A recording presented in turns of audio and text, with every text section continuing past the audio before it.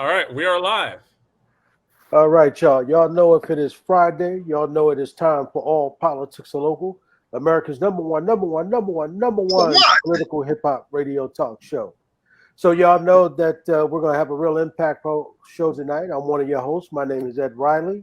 I'm gonna pass it off to one of my other co-hosts. He'll introduce himself and give you the rundown. Hey, my name is Jonathan Alston, and we're going to have a really good show tonight. We're really excited about the guests that we have, and it's going to be a great show. At 6 p.m., we are interviewing, and she's already here, ready to go, Nkechi Taifa on the civil rights lawyer, famed civil rights lawyer, on Mutulu Shakur and his health. And a lot of us don't know we have political prisoners in the United States, but we have political prisoners in the United States, and we're honored to have our first guest break that down. On 6:30, we have Dr. Liza Chowdhury, and she is a expert on anti-violence programs, leads programs in Patterson, and is going to talk about state cuts to anti-violence programs in a time of rising violence. At 7 o'clock, I'm very excited. We're going to have an interview with my friend, who I'm honored to be friends with, and one of the, is an understatement to say, he's one of the most successful coaches, high school debate coaches of all time. His program was voted as one of the most successful of the 20th century, and if they had those votes right now, his program would be one of the most successful of the 21st as well. We're going to have a great time having a conversation with him about learning about his history, his past, and all the lessons we can take from that. I'm a debate coach. I'm going to be really into trying to learn as much as possible. At 8 p.m., we have Naseed Gifted on talking about ChemFest, Afrofuturism, and publishing Black art. And that's going to be fun as well. He is a leader within our community, and we're looking forward to that. And at 8:30, we have DJ Rhino in the State of Hip Hop with guest and Newark's ambassador to hip hop, Hakeem Green, and the new young artist Goke. So that's going to be a lot of fun. So we've got a busy show. We've got all lined up. But Zayid, introduce our wonderful first guest, who's going to be giving us an education yet again.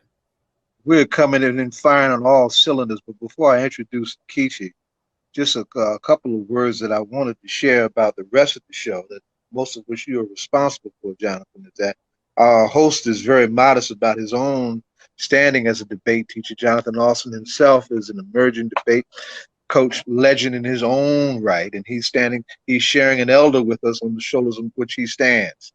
And so I wanted to shout out Jonathan himself on that. And our guest at the end of the night, Naseed Gifted, is one of the few Black science teachers that is fully in tune and in touch, and they're doing great work in both the classroom and his community around a very critical need in all of our schools. So I just wanted to lift up that particular dimension of those two guests before we jump in, right? We're expecting, also, along with Nkechi, who's already on, we're also expecting an area professor, Karanja Kiata, young scholar who is not an armchair radical scholar. He actually gets in the community with his people around critical issues, and he's a young scholar who's also been very passionate about the plight of our freedom fighters, the plight of our political prisoners. The 6:30 segment, Dr. Chowdhury will be joined by Ray Chavis for the Newark Community Street Team. The Newark Community Street Team has been the lead hospital violence intervention program in the state, and Dr. Chowdhury is in Patterson. He's done an exemplary job in a shorter period of time in Patterson, and we're outraged that those programs are being cut at a most critical time. But why we are here with Nkechi and Professor Karanja is that we have a very dire situation around one of our esteemed freedom fighters. Unfortunately, to many in our audience who are considerably younger, he is often treated as a footnote to the legacy of none other than Tupac Amaru Shakur. But he was anything but a footnote to Pac, and he's anything but a footnote to our struggle. Dr. Mutulu Shakur is a pioneer as a teenager, the launching of the provisional government of the Republic of New Africa. At the Battle of Bethel, when that declaration was made back in 1968, as a teenager on post, he physically covered and secured and saved the life of Herman and Ialua Ferguson, some of the elders of that movement back then. And he never took a step backwards since then.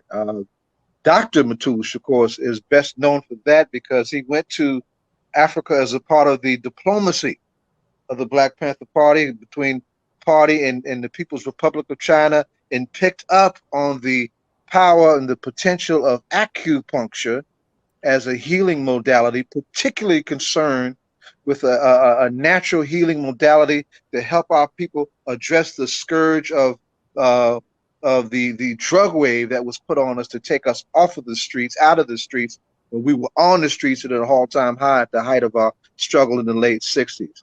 Right, and he's just been an important force in our movement for a long time. He has been incarcerated since the 1980s. He was eligible for parole in 2016.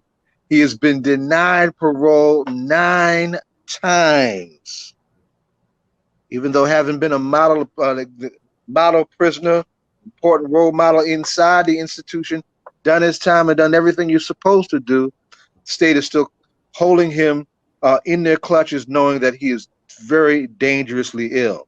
So there is a fresh or refreshing campaign to secure a medically compassionate release for Dr. Mutulu Shakur.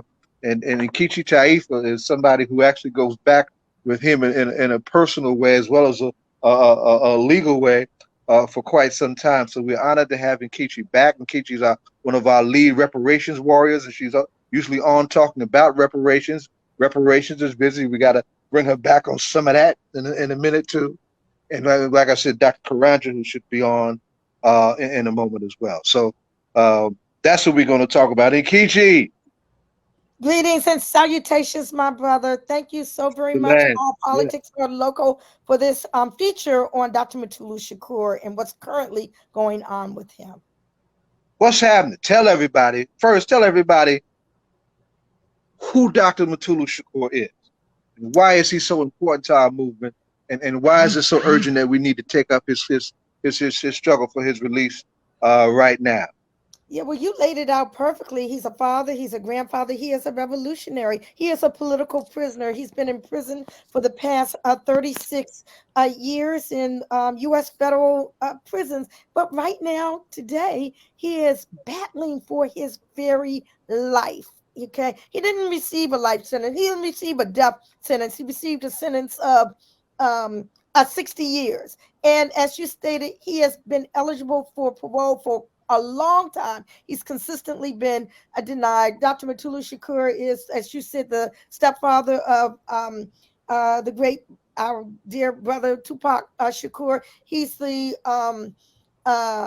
he was convicted with respect to being the mastermind behind the liberation of Assata Shakur from prison. Oh, wow. And, you know, he is currently battling stage 4 bone marrow cancer caused by multiple myeloma. And the prison doctors have given him less than 6 months to live. Now, when I say less than 6 months, this was a couple of months ago. He was given less than 6 months. So we are appealing upon all of the powers that be, that it is time to let our brother come home. I mean, consistently, white allies, our dear colleagues who are part of the freedom movement, who supported the Black liberation struggle, who were convicted along with Mutulu or in analogous conspiracies, are all out of prison, have all been released. His co-defendant, Marilyn Buck, who has been deemed to be the only white member of the Black Liberation Army or something along those lines, received a compassionate release in order to go home to die, which is basically what happened. The father of Chesa Boudin, the former DA in California, his father, who was a one of those convicted of the conspiracy in those cases with Mutulu Shakur. Talking about David Gilbert, released to go home. Yeah, so there is no reason. Okay, see, racism goes across the board, whether we're in mainstream society or whether we're in the movement. We are treated differently. So even at that, with respect to in the struggle, okay, the powers that be are treating us differently. In 2013, he suffered from a stroke that required several months of recovery. In 2019, he experienced increasing pain, and that's how the advanced bone marrow cancer came as a result of medical neglect. As you said, he is a doctor of acupuncture. He knows how to do the proper treatments. He doesn't have the proper tools, that he needs, and even so, he's been able to treat and heal other people who are in a prison. But he is terminal right now, and we are demanding, asking, requesting that he be released to go home. We are talking to the highest levels. There have been letters. There was a letter that just went out today from civil rights and social justice organizations to the U.S. Parole Commission, to the U.S. Department of Justice, to the Office of the Deputy Attorney General, to the U.S. Bureau of Prisons, to the pardon attorney, because he should be granted clemency, if not compassionate release. Malcolm X Commemoration Committee is a party to that letter for the record, right? I want everybody to lift that up. Karanja just joined us. What's going on, Young G? Good to see you. Right, Karanja, you one of the, you somebody who's just by virtue of where you at in your age, some of us used to be young. Within the paradigm of what we call the heart of hip hop, you're still in that age range, and you participated along with Nkechi in a very powerful press conference and rally in DC just a minute ago, and in which over 100 clergy persons signed on to a letter calling for the medically compassionate release of Dr. Mutulu Shakur. What's your connect with Dr. Mutulu Shakur, and why is it so important for young folks to get involved in the plight for this freedom fighter's life and freedom?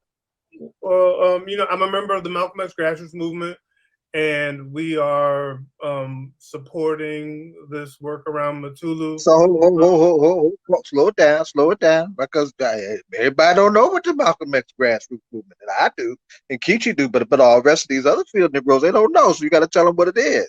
The Malcolm X grassroots movement is the movement of new Africans that are committed to the human rights and self-determination of African people.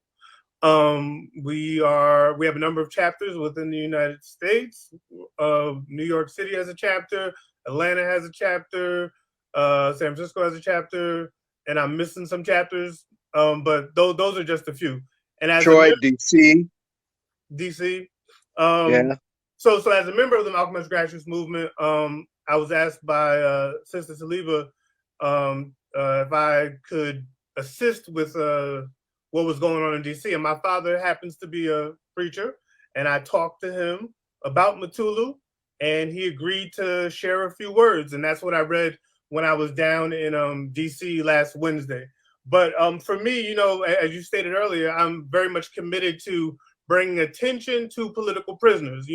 We're so happy to see the recent release of Baba Sundiata Acoli, and we need to remember that Sundiata Acoli said that a political prisoner is an individual who has been jailed either for his beliefs or for his speech or for basically political ideas and concepts. And I'd argue that Mutulu is a political prisoner. He is no threat, no physical threat to anyone, but his ideas, what he has represented, and his ability to push back against the system makes him a threat and thus makes him a political prisoner. It's not that he's actually done anything, it's that his thoughts and ideas could do things. And the same thing goes with the host of other political prisoners that are locked up today. Well, let me say this. I want to make this plain to everybody. I wasn't there on November 2nd, 79, when Assata was liberated, but I thank every single participant who participated in that armed action. We absolutely should, because that's a part of our military tradition. And anyone captured in that, is in fact a political prisoner by virtue of what they did, and somebody had to do that. Everybody can't be confined to the limitations of protest, no matter how important they are. But we have always had a long-standing armed military tradition of our own, and we need not be apologetic about that. And there was no bloodshed. There was no bloodshed at all with respect to the liberation of Assata. A militarily precise exactly action. And it was strategic also, because the reason why they eluded the capture, I mean, I'm just going to be quite plain, is because, you know, the government engages in racial profiling. They were looking for black men. Yep. Well, there was white folk driving to get away. Mm-hmm. So, I mean, you know, that was strategic in and of itself, knowing the mentality of this country. Wow. I want to go back. I want to backtrack a little bit, though, because there's some names that both of you have mentioned that need to be lifted up in the appreciation of this. One is, of course, Assata. Assata was just observed her 75th birthday, and she is still in the safe and secure arms of revolutionary Cuba, and we thank Cuba for that, right? Sundiata was finally released after having done 49 years in prison. He had been eligible for release since the 1990s, right? You mentioned Marilyn Buck. Marilyn Buck was an incredible comrade and supporter of the movement, who literally put her life on the line in a way that you very few do in the matter of solidarity, and secured her freedom after enduring a long life sentence, right, on a medically compassionate release. So there are precedents. There is background for these kinds of things happening to elderly prisoners who have done their time, who pose no threat to society. And why is it that the state, meaning in this case both of the parole system and of the feds and the state of New York where he was convicted, why are they blocking his relief? And what is it that we must do now? And what are our particular points of action to build on this refreshed campaign to bring Mutulu home now? And both of y'all just jump in as you fit in. So one of the things is that they say that he is still a threat to society and that he has the ability to influence people. Well, he is influencing people. He's influencing young black men in prison to be on the right road. Okay, he's educating them. You know, he is not talking about, you know, do this, do that, or the other, but he is helping to you know, frame them into the people that they need to be. That's not a threat to society. All of the evidence shows that the older people are, the less likely that they are to engage in, you know, certain activities, etc. Well, Mutulu Shakur is 71 years old. In fact, he's part of that small group of people who have been in prison so long. They were in prison long before parole was eliminated in the federal system, which means he is still eligible for parole. But because of his status, he's not able to benefit from some of the policies that newer people into the system benefit from. That's why we have to go through these measures to try to get him released on compassionate release, because this question is a gray area as to whether that category of prisoner that Mutulu is can even benefit from that part of what was called the First Step Act. So what do we need to do? We need to be vigilant. We need to raise his name. We need to tell about the category that he's in. We need to educate people that, again, there is no threat whatsoever to public safety. And people don't even know. He's not a footnote in history. And people don't even know that there are political prisoners in the United States, or that what even happened with Assata Shakur. They don't know about COINTELPRO. They don't know about all the things that give the context to why Assata, why the people she was with were targeted, right, by the United States government. And that's documented. And they were targeted before that.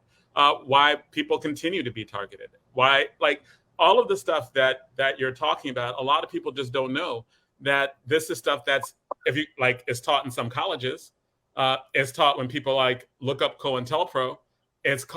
But it really is not what most people know about, even though it really is just American history. What's interesting is that just a few years ago, the FBI created their Black identity extremist label that was going to Black folks who were committed to racial justice and focusing on police brutality and things of that nature. And when you begin to look at this idea of a Black identity extremist, it's parallel with what was going on within COINTELPRO. So it's about people understanding the history of the legal system and how it works against people of African descent who are trying to work towards their freedom and liberation. Go ahead, finish your thought. Mm-hmm. Well, when you ask what can be done, there's a link that I would hope that folks can have access to, and it goes through what the Malcolm X grassroots movement is trying to do to bring attention to the case of Mutulu Shakur. The link is freetheland.mxgm.org/free-Mutulu-now. Say it again one more time, a little slower. All right. Free the land, one word, freetheland.mxgm.org/free-Mutulu-now. So, Professor and everyone talked about COINTELPRO. A lot of people don't know that one of the reasons why Dr. Mutulu Shakur was targeted by the Federal Bureau of Investigation was because he was investigating the FBI under COINTELPRO. He started the National Task Force on COINTELPRO litigation research, something along those lines. I've got the back in the late 70s. Yes. Right. To bring to the public a lot of these instances that people are only learning about now because they saw the Hollywood movie Judas and the Black Messiah. But it goes far, far, far beyond Judas and the Black Messiah. And as I see from Todd Stephen Burroughs, Mutulu Shakur is not the only political prisoner. We have Mumia Abu-Jamal, which he recently wrote a book about. That is a political prisoner. We have Veronza Bowers, who is a political prisoner. We have Imam Jamil Al-Amin, who is a political prisoner, and the list goes. All of them who are facing medical crises, all of them who have done their time, all of them who are elderly prisoners, all of them deserve the same call to be released. Go ahead, I'm sorry. Yeah, no, that's fine. And then, of course, there are those in exile, such as Sister Asada and Brother Pete O'Neill. In fact, his wife is just turned 81, right? Say that again? Yes. He just turned 81. He did. He just had a birthday. Absolutely. In Tanzania, has been in exile all that time. Has a phenomenal community center out there. I've been there twice. And as I said, his wife is on a tour in the United States right now, and we're hosting her in DC, showing his film, A Panther in Africa. So this needs to be part of the history books. We are history in the making. And this history, the history of resistance, is continuously swept under the rug, and we must not allow that to happen. One more thing. Professor, I'm sorry, I forgot. Come on. Of our dear brother, attorney, Chokwe Lumumba, who was my legal mentor. Are you talking about the mayor that with the African name in Mississippi? Right? And then his boy and that mayor now? Yeah. That who you talking about? Yeah. Who was that? Yeah, tell us about that, because that blew a whole lot of our minds. We didn't know what that was. Yeah. Well, Brother Chokwe represented Mutulu during his trial. I worked with him on what we call the POW brief, prisoner of war brief. I'm newly out of law school at the time, and we fashioned the legal argument that I feel was so powerful that the judge, first time in history, required the Department of State, the Department of Justice, the Department of the Army, and all like that to respond to our POW brief. Of course, the response was that it was frivolous, et cetera, et cetera. But the fact that the judge required a response, and I didn't even know about this response, since this was before internet and all like that. I just happened to be Googling one time, and up it came USB Buck and Shakur, the POW brief. So that's online if anybody wants to to read that. You get real personal. You know, all this is personal to all of us. But Chokwe passed away in office several years ago, and the late Ahmed Obafemi, two pioneers of the modern expression of the new African independence movement, were both very personal to me. And I was a young head just coming around in New York around the time that Mutulu was captured and was tasked with doing that first book party for Asada right here in Newark. So those you calling out names that are, you know, really doing something else. And Chokwe Lumumba, Chokwe and Todd Lumumba, right? Ed, and we remind everybody, is the co-convener of the 50th anniversary of the Gary Convention, in addition to being the current mayor of Jackson, Mississippi. And stay tuned to All Politics Are Local, because All Politics Are Local is a co-sponsor for that convention, and we're going to be doing a lot to lift that up as we get closer to the emergence of that anniversary convention. So you lifted up a whole lot there, Nkechi. Karanja, now we're talking about young heads. Now, how do y'all young heads appreciate what we're talking about right now? Right, we're talking about some stuff, right? But we're talking about some stuff, but it's also right in the wheelhouse. But you hit it when you started talking about this recent expression of this new list of Black activists, because of the profound expression of protest that came out of George Floyd. Why don't you lift that up a little more so young folks can really get at why this is important to make this move now? Well, the FBI created this category known as a Black identity extremist. And one of the main targets was a brother by the name of Rakim Balagoon. If you Google him, you go on YouTube, you'll find enough information about him and what exactly happened with his case.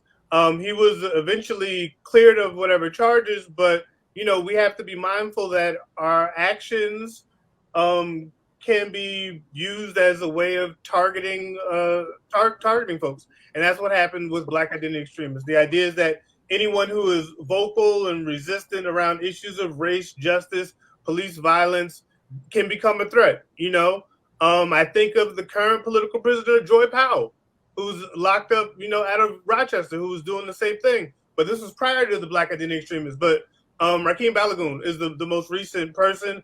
And for young organizers, you should be mindful of your actions. Be mindful of what you do. Be mindful, especially, you know, the foolishness that goes on social media, the things that people say that they're going to do, that they're not going to do, and all this.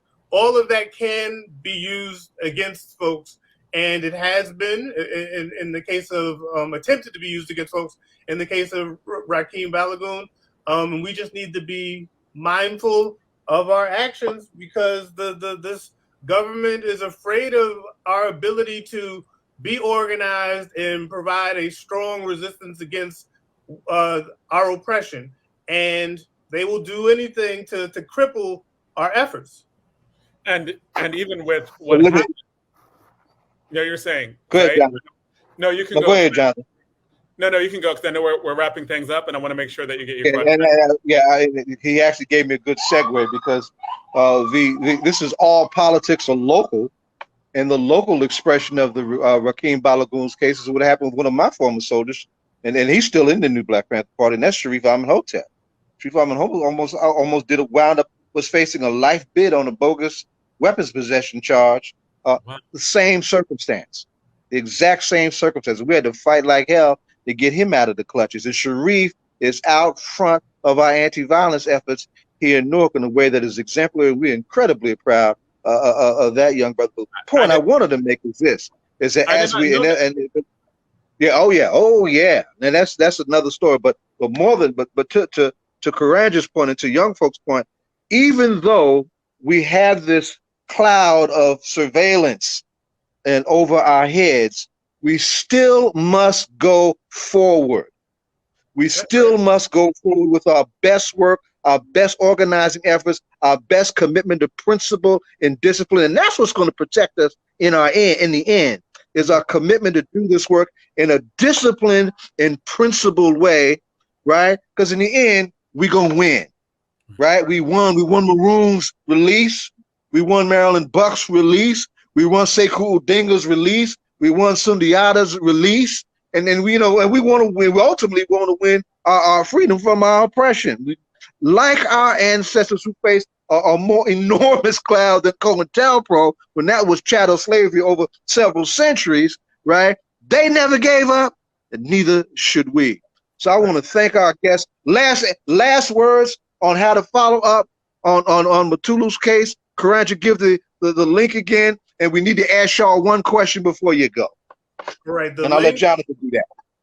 The link is freetheland.mxgm.org/free-Mutulu. All right, so can you slow down and just do that one more time, and we'll post it, because I posted it in the chat, because no one's gonna remember that. So can you post it in the chat and just? I posted it in the private chat already. Oh, you posted it in the chat. All right, private chat, yes. All right, so I'm gonna put it. I'm gonna put it in the public chat. Okay. That's the Black Power, Black Laureate. No, that's the Free the Land. All right, cool. I'll post it now. Thank you. All right, and while I'm posting that, Zayid, you can ask the last question. Oh, okay. Well, Karanja, I think this is your first time on the show. Keisha, you've been on already, so you kind of know what we get ready to ask, right? Who are you listening to now in the land of hip hop, or who are your favorite artists that set you flowing in the land of hip hop? Karanja, you go first, because this is your first time on the show. Well, I'm in the land of hip hop. Well, I'll tell you this. I listen to a lot of reggae, and Kabaka Pyramid has been influenced by hip hop, without a doubt. And he says that in one of his interviews. So I'm going to say that I'm listening to Kabaka Pyramid. And if I'm not listening to Kabaka Pyramid, I'm usually listening to some wise intelligent who will keep me grounded and focused. I have not heard of Kabaka Pyramid, and I'm going to check that brother out, because reggae is always about the resistance. So we say right on to that. All right, and all of that. And Kichi, I know some of us on the older side of this whole thing. I always go back to the past. Since we got the theme here dealing with Mutulu, and I'm going to go with Carmen's Asada. Yes. Forgotten gem by Carmen. Right on. That's right. Okay, y'all. Powerful segment. We'll be in touch. We'll be lifting it up on the regular. Right, y'all know what to do. Straight ahead, forward is the motion. Ain't nobody backing up here. We don't give up until we win. Free Mutulu Shakur, right, and on to the next segment. Thank you both. But you know what? I got one question for them before they leave, though. Oh, hurry up, go, because wow, what you doing now, man? You just jumping on it, man. But I'm not here. We don't have anyone to blame. He found the leave button before I found the leave button. Yeah. Go ahead. Just one quick question. What can we do at All Politics Are Local to help turn up that volume, to further put pressure on this government to release Baba Shakur? Thank you so very much for that. And you're already doing it by inviting us on to continuously sound the alarm. Invite people to sign the petition. It's on I'm almost certain it's on Color of Change, petition free Mutulu Shakur, and not be afraid to speak his name. A lot of times we don't speak our freedom fighters' names. A lot of times we don't struggle for those who struggle for us. So that's what you all do over there on All Politics Are Local. Keep on doing what you're doing. Thank you. All right. Thank you, Queen. Okay.